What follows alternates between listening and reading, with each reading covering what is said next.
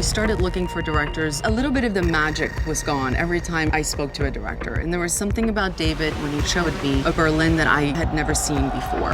So fun! I wanted to spin the spy genre on its head, try something fresh. David's vision really drew me to the story. It was a really different view of that whole genre. We've seen a lot of the Cold War done in a dark, brooding type of fashion, but Dave had a fresh, interesting perspective to it that I don't think anybody has seen it before. It was very evident that he was interested in the stuff that we haven't explored in cinema when it comes to that dynamic of East and West, and also the quintessential spy thriller, like what those look like and what they feel like. There was an energy about him that felt fresh. He's very savvy on the history, and he knew what he was talking about. At the same time, he was very much like, but that's not the movie I want to make. And that's when I knew we had the right guy.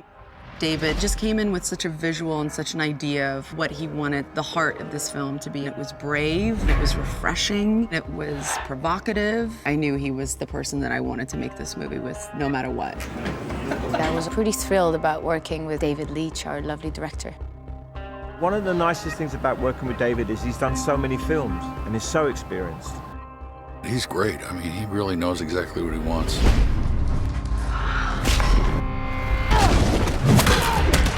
David brings this awesomeness with action that you don't expect in this genre.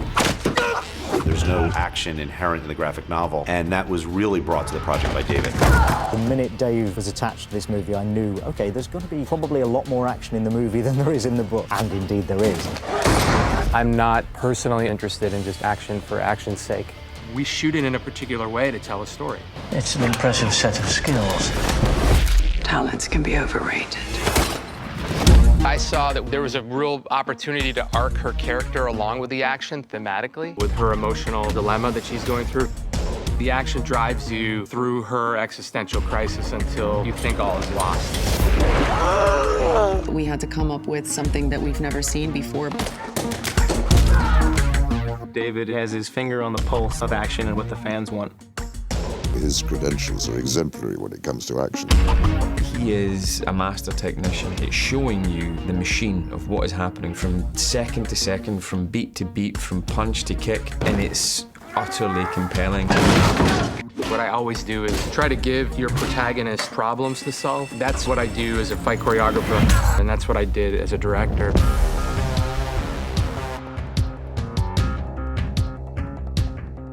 A711 has become more than just a stunt team or an action design team. They've now become a brand of filmmaking. You get a certain texture of fighting choreography. You're only as good as the people that you work with, and I worked with the best. The choreography team, such a great group of artists. I had one of the best teams that you could assemble. Dave is smart. He surrounds himself with talented, innovative people and then lets them do what they do. Backside. We've coined the slogan, bold choices, and we try to make bold choices with the action, so it's a very unique and engrossing experience when you watch this film, and it will seamlessly work together to create a fun, entertaining ride. I think that is what sets this movie apart. It was really intense. It was so much fun.